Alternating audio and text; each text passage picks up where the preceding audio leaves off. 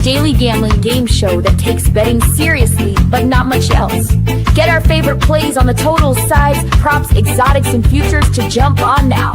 So let's get it started with Jason and Ben.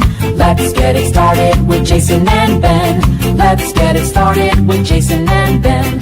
Subtitles and chemicals about the concept fairly known. Let's get it started with Jason and Ben. Let's get it started with Jason and Ben. Hey there, let's get it started. Oh, happy weekend. Happy Saturday. It is an early Saturday edition. I really have stuck it to young Ben Hall, who's not an old man like me, so he stays up later than me. And then Beltway Ben's got to turn around and have this whole thing produced and ready to go early today so that I can get to College Park to watch Maryland hopefully cover the 13.5 that I got it at against Florida Atlantic or whoever the hell they're playing. But Ben, thank you for the quick turnaround. We appreciate this. As always, this is one of Ben, if you're new to the show, first, second, third down. 3 favorite plays that Ben and I have made since yesterday's show. Fourth and long is really fourth and short. We've been crushing quick hitter markets, Nerfies, Yerfies. Ben's been all over first quarter bets in WNBA. I'm often on some soccer bets in the first 30, first 60 minutes of a match, or football, first half, first quarter, things like that. So you don't have to sit through the whole game to cash. And overtime, we are running out of inventory with our friends at the PLL. Semifinals are Monday. Ben and I have bets in those games we want to hip you guys to as well. But first, Beltway Ben, yesterday's show, I think, was significant for a couple of reasons. One, dropped my first F-bomb on air. I can't tell you that'll be the last one. And two, Beltway Ben, we're not always on the same stuff. Like, we're collaborating together on the show, but we don't collaborate much on our bets because we want to bring you guys the best inventory we can. But we both were invested in that San Jose State game a couple different ways. I got out at halftime. My old ass couldn't stay asleep at halftime, and I had a bad feeling, Beltway Ben, because they'd already turned it over 3 times, and they looked like horseshit on both sides of the ball. And this quarterback who threw for like 3,000 yards in 5 games last year couldn't hit the broadside of a barn. You stayed through to the bitter end. Fair to say this is our worst collective beat so far on the show 3 months in? Absolutely. And I'd also like to say that I did tail. I tailed your money line parlay. I know you tailed my parlay, my money line parlay. Which makes me even more frustrated about it. I also have San Jose State's team total wins over on the season. Well, you can mark that one done because losing to Central Michigan at home is just a joke. It was pathetic. I can't say it again. And like, could they go on a run in conference? Yes, but yesterday's loss showed me what they truly are. And even they're going to have some high weeks and win some big games, and they're also going to lose bad games. Like that one, Walker Egan should have been benched in the first half. I don't get it. He continued to flirt with interceptions because they wanted to just keep letting him dump stuff off outside underneath. He's throwing the ball down the field, having some more success with that. Yes. But all of a sudden, he can't read anything. Defenders are jumping on every throw he makes. And yeah, I did stay up for the whole game. Second half, I feel good. I'm texting Jason. I didn't get a response, so I figured he was asleep. So yeah, I bailed at halftime. The halftime felt like it was 80 minutes long, and and the dogs couldn't make it through. It absolutely did. It felt forever halftime. But I'm confident. I'm thinking, they're going to win. I text some Spartans with a bunch of exclamation points if they score a touchdown. Here I go thinking they're going to score 16 unanswered. Central Michigan responds right back, goes right down the field and scores. So frustrating. The kicker for San Jose State, find something else to do. Find a new job. Football is not for you. They claimed it was blocked. I didn't think it was blocked. He misses a 30-whatever yarder. Then they rush him on the field. Again, I love Coach Ken. I think he's awesome. What he did yesterday, you better get that team running the football, Beltway Ben, because I ain't buying the quarterback. I'm going to tell you that one. Hey, I don't know how quickly, Beltway Ben, we can change these graphics. Probably not very quickly, but that Chelsea money line plus over 1.5 goals, you can switch that to green. You can it's in the record. That goes final 2-0 Chelsea. It's in the record. Good man, Beltway. It's in the record. Just got to change. It's just got to change the Chelsea color to green. We are on a bunch of EPL and Bundesliga as well on the Super Discord. If you guys jump on that QR code, you get every bet that Ben and I and Eric Casillas and others make in real time. So check that out if you're interested. Last night San Jose State, my first loser of the college football season. There'll be more losers to come for sure, but I think many more winners. We've got a big show here today, Beltway Ben. We got a lot to get to. There's a lot on the card this weekend. Where are you taking us on first down? pretty shocked that I'm doing this given what they were last year. But Purdue minus 16.5. And I bought it down a little bit, but you can find it 16.5 still. When you look at what they were, right, in 2 years, it was Yeah. awful. The past 2 years in the Ryan Walter era, it was just, they weren't good.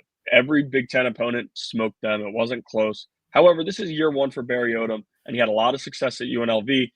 Defensive-minded coach. Their defenses were very good at UNLV. They held a lot of opponents under their team totals every week, which is why I would also play Ball State's team total under 15.5 at minus 110. But you're facing Urimovich, who he's been a head coach at FCS, Butler. Those teams weren't very good, and now he moves up here to Ball State, has to go on the road, and this is a Purdue team that needs these wins. Like, these are the ones that they're going to have to take because they're not going to win much in Big Ten play. So I do like Purdue minus 16.5. Maccabee's back, great running back. I trust what they have going compared to a Ball State team. Again, when you look at 2 first-year coaches, and in college football, we're going to find a lot of first-year coaches, and it's just hard to kind of build off of when you don't know. Next week will be a lot easier for reads for some of these year one coaches. But when you have 2 of them, you have one that had a lot of success at UNLV and one who was subpar at Butler. I'm going to go with the guy who had success at the higher level, and I'll take them to cover 16.5.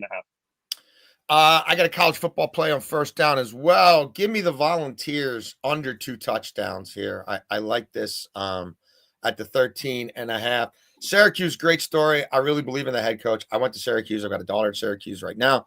But they lost a lot of talent, man. The offense got totally gutted. They're starting a true sophomore who hasn't played before on the road.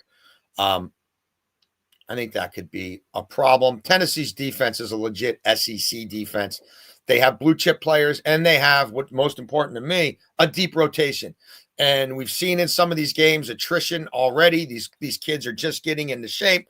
You're talking about intense heat, humidity in some of these situations. It is still summer, and it's not just about having 1 or 2 studs up front. It's about having 6, 7, 8 kids you trust. Tennessee has that.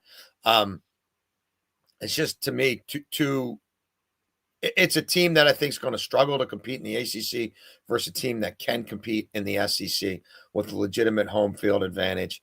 I think Tennessee can win this game, frankly, by 3 touchdowns. So we'll see. I love what they're building at Syracuse. I believe in that coach, but I think he's walking into a hornet's nest today. And you compare this number to some of the other big numbers that are around in college football today, and I this one frankly feels like value to me. Second down, Beltway Ben. Didn't want to do it this early, but just figured I had to because I don't want that number to move away from me, and I want to give it to you guys the best we could possibly get. I'm going to go with TCU money line Monday night minus 156. Every single person, whether they watch college football or not, is running to the glass to bet Bill Belichick. Oh, Bill Belichick's in college. Let me get him in. Let me get them in. This UNC team. TCU's the better team on paper and without it. Sonny Dykes has really impressed with the Horned Frogs. Josh Hoover's back at quarterback, almost threw for 4,000 yards last year. And UNC has a ton of random pieces. And Bill Belichick has to adapt to the college game. That's so crucial here. It'll be interesting to see. Again, he has respect. All those guys respect him. You know what he's done in the NFL. But these still are 18, 19, 20-year-old kids that, have they ever been coached this way? Is Bill going to bring something to them that they don't really like, and they don't know that it was worth going to UNC? I just think there's a lot of stuff they have to figure out compared to a TCU team that has a lot of pieces already set. They know what they have. And a guy in Sonny Dykes, like I said, who has won these types of games. I mean, he took a team to the college football playoff just a few years ago, and Bill has made it to the Super Bowl. But college and NFL are so different. We talked about it weeks ago with a lot of guys, going from the NFL to college and everybody running. Oh, there's no way this guy's not going to win. And it turns out it's just not the right fit. And I'm not saying that's going to be the case for Bill Belichick, but I do think Monday night TCU handles business here, and I like them at minus 156. Second down, we're going back to the Premiership where things are so far so good. I'll put it to you that way. We've been on Liverpool all 3 match days. We're on them again. I've been talking to Beltway Ben about some of these trends off air. I think Liverpool games are going to be batshit crazy this year. And it started week 1, and they scored 2 basically after 90. And Mo Salah gets the 4th. We had a 6-goal match there. I think Liverpool's dead set on hanging 3 on everybody they face. They come out attacking. There have been crazy endings. They obviously have an array of attacking options that they can call on the bench. They get goals from midfield. They can get goals from the defense on set pieces. And Arsenal is, obviously one of the better sides in the Premiership. I think they're going to be content to run with Liverpool if that's how Liverpool wants to play. And I think that's how Liverpool wants to play against everybody, not just sides in which they have a clear quality, superior quality. Look, it would not surprise me if one of these two teams hangs 3 themselves. I have real questions about Liverpool's ability to defend for 90 minutes. I like what I've seen out of Arsenal early this year, scoring. And I think we get a goal in the first 30 minutes here that really opens things up for us. If you want to look into the 30, 60, 90 markets, we talk about those quick hitters. Would not shock me if somebody scores in the first 30 here. But I know sometimes when top sides face each other, it tends to feel like a final of a tournament, and it can be it can be dispassionate, it can be sort of stodgy, it can lack attacking flair. I don't think that's going to be the case here. I think we get goals. Frankly, again, you want to play around in over 3.5, even over 4.5 for real plus money. It would not shock me. Early goals and late goals as well, I think, are going to be a trend in Liverpool matches. Third down, Beltway Ben. Wanted to stick to college football here, but you can find all of our plays on the Super Discord. So Yes, I did go with a play that I like a little bit more than anything I like in college football. And today's a pretty tough slate for college football. It's week 1. I just mentioned it. You got to get a feel for some of these teams before they played. And a lot of new coaches, like I said, new rosters with the transfer portal being the way it is. But we're going to go with Skylar Diggins over 13.5 points. You can get this at -120. This guy really struggled defensively, but it's been against guards, right? If you look at what they've done inside, Angel Reese and Camila Cardosa have been awesome defensively. Outside, they've struggled. Their last few games, Kalia Copper, 28 points. Jackie Young, 22. Mabry, 20 points. We run her over that game. Mm-hmm. Hartley, same game, 23 points. These are all guards that are doing this. And like in some of those matchups, Asia Wilson, borderline MVP. They're probably going to give it to Collier. But Asia Wilson in that game scores 16 points. And she's been scoring 30 in some of these games because the Sky have been so good on the interior, but their guard play just hasn't been good defensively. I do think Diggins is going to have a big night tonight. She scored 23 against the Lynx last game, one of the best defensive teams in the WNBA. She knew what was at stake in that matchup, right? They're on the edge, and we want them to fall off because we do have multiple WNBA playoff bets, but she knows what's at stake. She's a veteran player. She wants to win these games. And like I said, 23 points against one of the best defenses in the WNBA. You have to imagine she's going to ride that success to this one. I like it. Beltway Ben is all over the WNBA. When he speaks about the WNBA, you should listen. Third down, I do have a college play I like. I'm taking this Utah State down to 4.5 and paying a little bit. This thing has ballooned up. I think it opened around 3.5. It got a lot of markets now. It's around 5.5. I'm just going to bring it down a little bit and get a little more comfortable with it. But like, am I missing something with UTEP? Am I missing something with UTEP? Have they? No. I mean, I don't. I mean, this is Utah State at home. I think Utah State's the better team. I'm buying Mendenhall as a guy who can come in and win from day one. He's a program changer. You look at what he did right away at New Mexico. I like the quarterback for Utah State a whole lot more than UTEP. You're looking at a UTEP team that was giving up over 30 a game last year. I think they're going to have trouble stopping Utah State here. It's a guy at a new program. What's he want to do, Beltway Ben? He wants to run up the score, right? He wants to have kids coming back next week thinking that, like, all right, I believe in this guy. So I think they will continue to try to score the football for 4 quarters against a defense that I don't think is going to be able to hold up for 4 quarters. And I just think, unless I'm missing something about UTEP, this market has been misrepresenting these two programs. So I'll lay the 4.5 with Utah State. You all right? I'm like, that's what I thought you might have been doing. I didn't want to speak for you. I thought like we the were last listening to time. Meat Man. Meat Man knew. Meat Man was telling me last night, you don't want to watch the second half of this horseshit San Jose State thing. He's Dude. like, he was like snoring and then looking at me, and then he'd wake back up, snoring and look at me. I'm like, I'm turning it off, bro. You're right. It was turning it it was off. pathetic. I'm mad. What a Like, that bad was the feeling. first night. It was the first night in a while that I've been like kicking, like actually like I was pretty frustrated with that one. I can't lie. When we won Georgia Tech, despite them having 3 first-half turnovers, and then I'm only on 2 games that night, and then the other team also turns it over 3 times in the first half, I'm like, I'm not winning this bet. I'm not winning this bet. And if you count the missed chip shot field goals, that's 5 turnovers. It's literally disgusting. Yeah. Literally disgusting. But I'm totally over it. Or am I?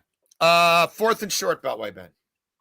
Yeah, I just mentioned play that I really like in the WNBA, and we're going to go right back to the same type of play, and it's Skylar Diggins over 3.5 first quarter points, -110. Anybody who watches this show knows if I really like somebody's points and you can get them, if they're playing the 8 minutes, right? The WNBA does have the weird subs at 3 to 4 minutes sometimes in the first quarter, but she's playing 8 minutes. I'm pretty confident that she'll go over this. The Sky are allowing 22.3 points per game in the first quarter, 4th most in the WNBA. Skylar Diggins over this in 5 of her last 7. I already mentioned how bad they are against guards. She's over this in 5 of her last 7. Had a big scoring game last game. We see a lot of trends in the WNBA with player props, so I do like her to go over 3.5 first quarter points. Media and I are on it. We will jump on the app as soon as this is over, and we will put a unit on that play. We love your first quarter WNBA. I mean, we love all your plays, but Meaty especially gets pumped for your first quarter. It's the most tailed one. He knows, and Meaty's way smarter than me.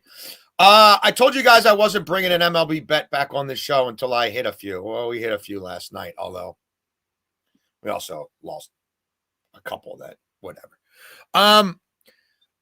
There's a few things that I ride religiously around here. My man, Quinn Priester. Oh, he's on the mound today. He's on the mound, and he's in the Discord. Quinny P. I don't have a song for Andrew Abbott, but when Andrew Abbott is pitching at home, we are on first 3 inning Reds plays with Andrew Abbott at home. Why, Beltway Ben? Why? Because Andrew Abbott at home in the first 3 innings for the season has an ERA of 1.69. That's number 1 in Major League Baseball. 0.69 ERA in the first 3 innings at Great American Ballpark for the season. Beltway Ben, when my guy, the nasty lefty Andrew Abbott, is on the bump in Cincinnati, the league has a 522 OPS against him in the first 3 innings. 179, 243, 279. That's levitation, Holmes. St. Louis, not a great lineup. St. Louis, not a particularly adept team at scoring runs early in games, first time through the order. St. Louis, first 3 innings on the road, have a 646 OPS. That's 28th in baseball. Versus lefties on the road for the season, first 3 innings. St. Louis has a 590 OPS. That's 27th in baseball. It is a half run. It's a half run. Like, I get it. Plus 110. I believe in Andrew Abbott to stifle the St. Louis Cardinals and get 9 outs before he gives up a run. So, again, that is St. Louis under a half a run, first 3 innings, plus 110. Fourth, so that's our 4th and short plays. Overtime with the PLL. PLL semifinals are Monday. Fired up to watch. Let me try this again. Eastern Division versus Eastern Division semis. Western Division semis. Setting up the final. Philadelphia and New York in the East, Beltway Ben. This is interesting to me. I saw these teams play live at Homewood Field and Johns Hopkins campus in Baltimore in week 4. Philadelphia were betting favorites to win that game. Philadelphia were betting favorites to win the whole damn thing at that time. Michael Sowers was scoring points and assists, goals and assists at an alarming rate. And everybody was waiting because in about 2 weeks, the first overall pick of the PL draft, C.J. Kirst, one of the most established goal scorers in NCAA history, would be joining Philadelphia. Philadelphia lost that match. They lost that match in the first quarter. New York dominated them, and New York used that game as a springboard to go from the bottom of the East to the top and really dominate that conference and win it going away. However, Beltway Ben, New York hasn't played in about 5 weeks. And Philadelphia has been fighting for their lives, really, the last 3 weeks of the regular season just to get into the playoffs. And then, obviously, they beat the Whip Snakes last week. I'm on Philadelphia to win this match outright, plus 132. I mentioned CJ Kirsch. They've finally taken him from the midfield and put him up top. And they put him running attack with Sowers. And I know it was just against a Maryland team that barely made the playoffs. But those two now interconnected, running around the crease. I feel like Philadelphia has finally unlocked what I thought they were going to have all along. And I think it is the most prolific attack in the PLL.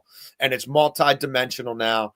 And I think they're going to catch a New York team. I'm not going to say by surprise. They obviously scouted the quarterfinals. But I just think it's a quirk and a tweak that's going to be problematic. Oh, and Beltway Ben, where are they playing this match? Philly. Yeah. So I'm going to go a little ballsy here and give me the Water Dogs on the money line. I think they can make this a more attack-minded game than maybe New York might want to play at a pace maybe they don't want to play. Where are you here, Ben? It's the city of brotherly love, right? That's what they refer to it as. Brotherly shove, brotherly love. Yeah, all the above. I'm going to go with a player prop here, and it kind of goes off your point you just made. Michael Sowers over 4.5 total points, plus 126. You can get it at. You talked about moving Kirst around and what that's done for Sowers and the offense as a whole. He had 8 points last week, and that was a playoff game. They played against the Whip Snakes. All of a sudden, things changed for him, and there was a bunch of weeks in a row where he was going under that number and things weren't going right. But you mentioned earlier the first 2 weeks of the season. I mean, he combined for 15 points. Things were changing. All of a sudden, last week's a playoff game. He's more involved. They changed the offense up a little bit, and he does it. I like him to go over it again here. And again, you're getting that plus 126. One of the best players in the league, maybe the best player in the league. Plus money. He cashed for us last week. We'll go back to it this week. Let's go out west, Beltway Ben. Although, again, we're not really going out west because the game's being played in Philadelphia.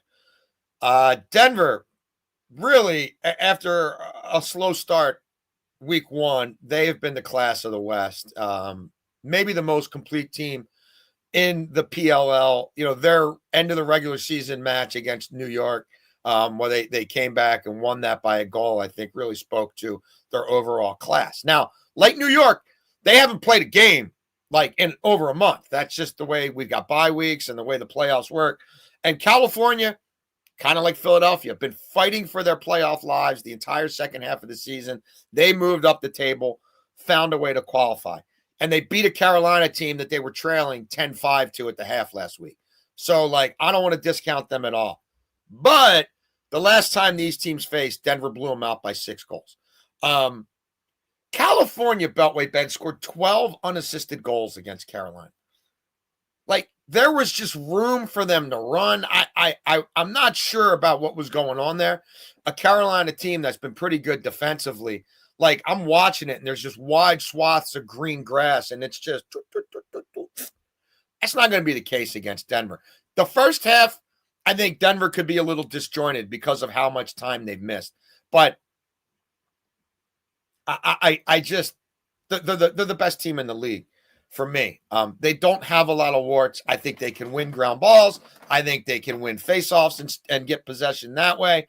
I think they're the better offensive team. I think they're the better defensive team. And I think over the course of 4 quarters, they cover the 1.5. So, these are official plays for me. Boom, boom. Philadelphia on the money line. Let's go plus money. And the Outlaws to cover the 1.5. Yeah, I like the under. I just like the under 25.5 minus 105. We know how high I'm on McNaney, and we should be getting that prop cashed pretty soon. And this is actually a matchup. This is actually a matchup between him and Kavanaugh. So that'll be interesting to watch. But Ireland's been better in goal, and then McNaney. I'm not worried about him at all. And I do think Denver's defense, as it is, I was looking at McNaney save props, but Denver's defense has been so good and not allowing a lot of shots off. Block a lot of shots. Yeah. So it's just stayed away from the saves. I ended up going with just a regular under here, but I do agree Denver wins this game, and I'm not really worried about it. I think they win handily and send it to the next week. Yeah, so there we go. I am sitting on some Water Dogs to win it all props. Look, I would not fancy them against Denver, but you never know, man. You never know. That would be a heck of a matchup, I think, if we get it. So there we go. That's our show. Tomorrow we're going to be at 10 a.m. We're going to give you guys stuff early. There's a lot early baseball. There's a lot going on tomorrow. So we're going to get that to you at 10. We appreciate you tuning in. As always, hopefully that San Jose State beat is our last and only bad beat of the weekend. Yeah, we'll be back tomorrow. You want to bet, we want to bet. We want you to bet with us.